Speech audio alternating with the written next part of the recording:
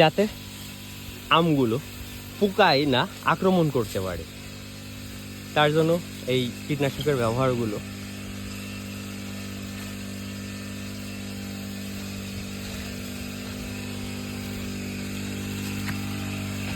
আমাদের 30% আমের চাহিদা পূরণ করে দেয় এই আম চাষিরা। তাহলে দেখা হবে আবার কোনো ভিন্ন পারপাস আমার এই গাইডের জীবনের ব্যতিক্রম গল্পের সাথে।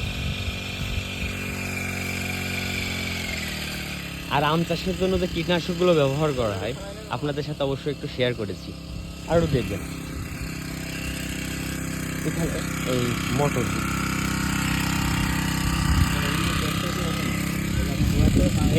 এই বিষগুলো ব্যবহার করা হয় যাতে আমের পোকা না লাগে।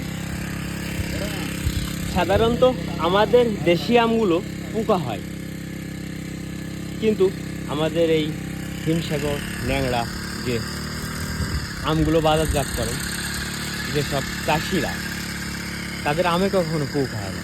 এর কারণটা কি বুঝতে পেরেছেন?